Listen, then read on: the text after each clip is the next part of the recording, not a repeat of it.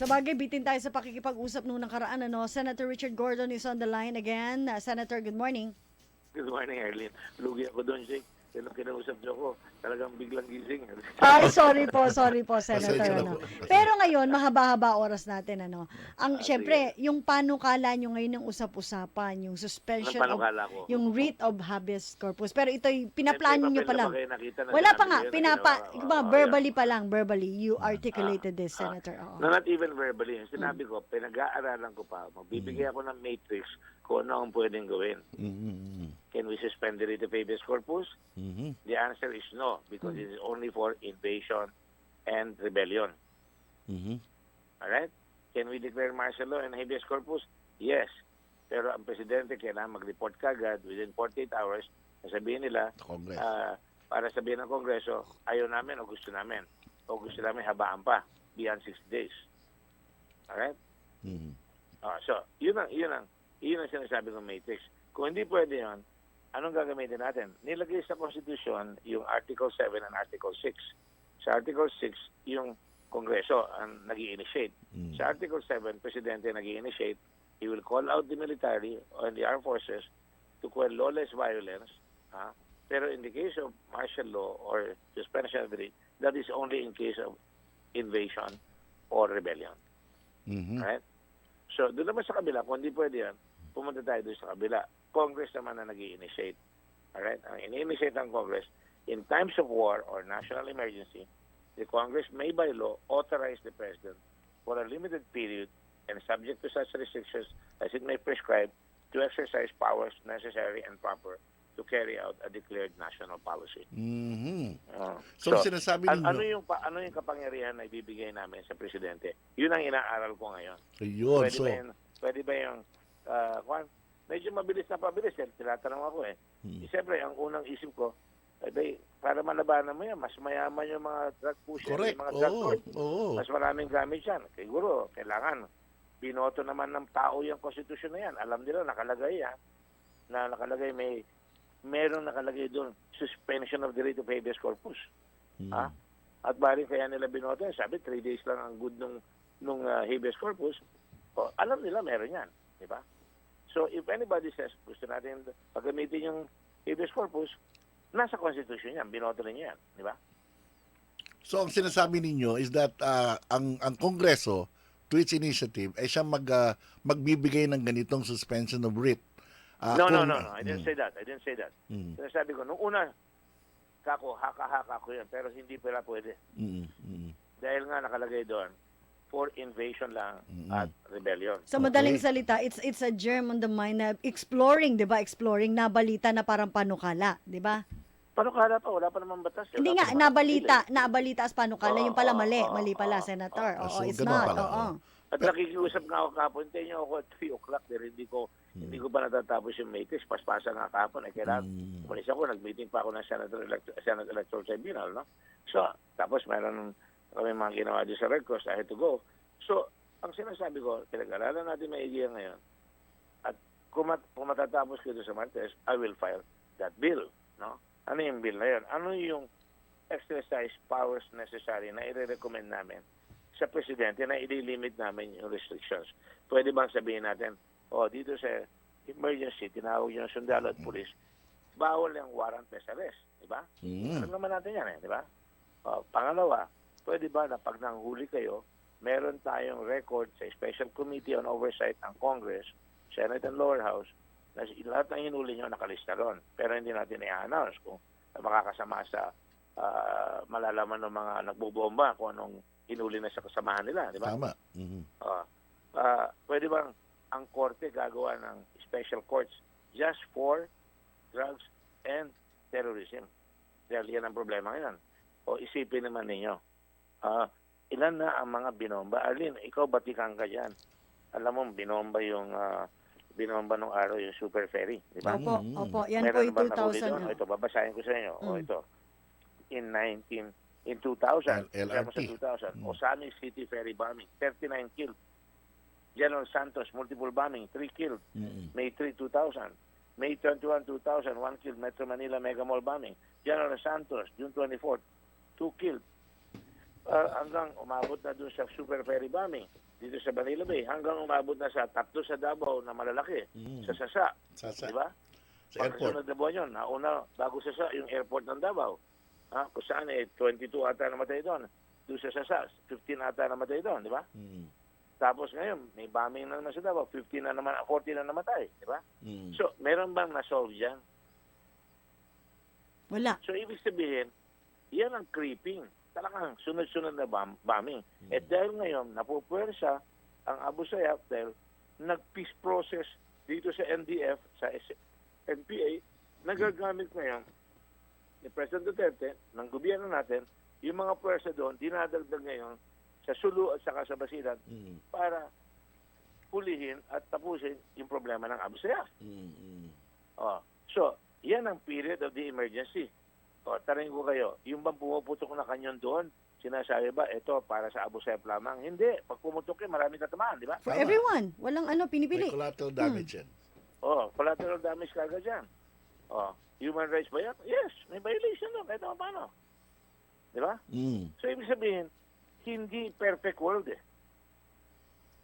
Hindi perfect world. So, we have to look for the law. And that's why, nag-aaral kami, pinag-aaralan namin yan para magawa yung solusyon dito sa problema. So by Monday, Kasi nung araw, ang daming pinapatay, nagagalit tayo, binoto ng tao, si President Duterte, dahil sabi niya law and order, ngayon inaayos, marami rin may gusto, hindi naman umangal naman tao karamihan, tayo umangal yung mga human rights, syempre dapat umangal, tama lang yun. Ano ba ang gusto natin gawin? Ibalik natin sa dati, na wala tayong gagawin? wag naman. Puntahan natin ito na marami namamatay, o hahanap tayo ng solusyon. What you're saying in essence, Senator, is sa dami ng mga pambobomba ng nakaraan, ngayon lamang talaga naghahanap ng nakatapat o may ginagawang solusyon, di ba? Hinarap na yung problema. Correct. Sinasabi ko, there is somebody who wants to do a solution. Arlene, you're from Olongapo. Alam mo, gumagawa ako ng solusyon sa atin. Kaya nga diba? opo. May color code ng jeep para hindi magamit yung jeep sa krimen. In tricycle, may color code. May uniform pa yung driver sa pangalan sa likod para hindi magamit sa krimen, di ba? Lahat ng vendor, naglilinis, nagre-report, pag may pickpocket, may snatching, may pumapatay. Nawala lahat siya, di ba? Naging very peaceful tayo. Yan ang sinasabi kong ginagawa ko ngayon. Para malaman natin kung ano pwede natin gawin para yung separation of powers, the executive, yan. Gagawin mo yung kasama ang legislation, limited ka dito sa gagawin mo. Okay. Ang judiciary, buksan nyo yung courts 24 hours. Pag may hinuli at inabuso, takbo doon sa courts. Bawat probinsya may bukas na court, at least pwedeng katukin. Bukas ito si judge ito ang kanya, katukin nyo at pwede nyo kumuha kagad ng immediate redress of grievance. So Senator, ang sinasabi ninyo, lahat ito inisip nyo na and then it will be finished by Monday. Napag-isipan nyo na kung ano. Kaya nga sinabi ko kahapon, Kalatara, Quismundo. Kalatara, hintayin niyo muna ako dahil meron akong pinipilit nila magsalita akong salita. Siyempre, kung minsan tinatanong ka, alam naman niyo ako, Arlene, pag tinanong mo ako, sumasagot ako. Yun ang sinasabi ko kanina, parang si Pangulong Duterte din yan sasagot yan, wala namang yan eh. Pareho kasi kayong Transparent. Executive ang iniisip kagad, talagang may gagawin eh. At saka hindi yun. Mabilis kasi mag-isip si Senator Gordon eh. kaya Di ba? Mabilis yung kanyang process. Pero Totoo Senator, naman yun eh. isabi nga natin, Senator, maraming interview sa'yo kahapon. Pwede ba pakiklaro nyo nga ang tamang konteksto ng paliwanag nyo tukol dyan Una, sa, ano ang tanong? sa writ of habeas corpus? Ano yung tanong? Bakit ganun ang sagot niya? Di ba? Nag-i-interview nga sa akin sa TV kahapon, tuwan-tuwa. Sabi ko, hindi yun. Gagawin pa natin yan. That is an option. But I have to really study it first. Because lahat tayo conflicted eh. On the one hand, natutuwa tayo may ginagawa. On the one hand, nalulungkot tayo may namamatay. Di ba? Pero at least may ginagawa ngayon. Pero, ano masasabi nyo na kumontra ka agad yung kapwa nyo senador? Parang doon sa sinabi niya. May reaction ka agad kay De Lima, may reaction kay Drilon. Hindi, ang sagot lang doon, asan ang papel? Wala pa namang sinasabi sa Gordon. Wala pa. Sandali lang, nagla-lunch kami kapwa. Sabi ko, wala na pala yung martial law. Sabi niya, wala na yan eh. Kinalbo na yan. Emasculated na yung batas na yan. Bino mo, pag nag-martial law, kailangan mag-report ang presidente within 48 hours. At tapos kung papayagan niya hanggang 60 days lamang. At kung ayaw ng Kongreso, hindi mangyayari yan. Di wala na yan. Ang habeas corpus, isususpend Pero kailangan within 3 days, ilalabas mo na yung kaso o kundi, pawalay mo yung preso. Hindi mo mahuhuli. Pagka nag-bombing, Arlene, pagka may kinidnap, alam mo, kukuha ka ng ebidensya. Dadampot ka ng tao, dadampot ka ng magkaroon. Katulad sa Patriot Act. Sa Amerika, wala silang tinitignan noon. They can detain you indefinitely. Dinadala ka pa sa Guantanamo, dinadala ka pa sa Albania. Reduction. Yun ang wala tayo. Yun ang wala tayo. Sa Singapore, walang detention permanently na matagal. Alam mo ba, sa Switzerland, walang detention. Period. Hanggang gusto mo. Kulong ka. Ganun katindi dahil nga against national security. Alam mo, against the people yan. Senator, 2 punto yung sinasabi ninyo kasi from the point of view ng executive yan 'Di ba? Walang power ang halimbawa ang presidente para patinuin yung mga yan kung ganyang nakahawak yung kamay niya o nakatali by these things. Yun na nga. Alam mo, inaalala ko, kilala ko si Digong rin naman. Alam mo, anong bata ako, talagang mainit talaga ako. Mas mainit ang ulo niyan. Mainit pa ako, kailangan Mas magawa mainit. agad yung solusyon. Ang problema ko, mamaya, kung ayaw nyo, narinig ko minsan si Digong, sinabi, we will abolish Congress, we will declare a revolutionary government like Cory Aquino. And he can do that. And he can do that. Yun talaga, nagawa yan ng Kumbaga, don't push him to the wall, parang ganon. Oo. Ayoko naman umabot tayo sa ganon. Pero pwede bang mag-propose kayo ng Patriot Act at saka racketeering RICO law sa atin para tumino ng husto? Meron na tayong terrorism law pero bakla I'm sorry. I take that back. I'm sorry. Kita mo, pati Bading. ako sa political Hindi po, correctness. gamitin nyo na lang alanganin, tentative. Pareho ganon. kami. Yun ang dialogue. Baklang-bakla sabi ko Sinasabi ko lang. Napapaligiran ako ng mga taga-60s. Pasensya na kayo. Sinasabi ko lang, hindi talaga. Sorry. Hindi, sabihin natin, Senator, pink na pink. Wala naman masama. Yung terrorism law, pink na pink siya. Pink na pink.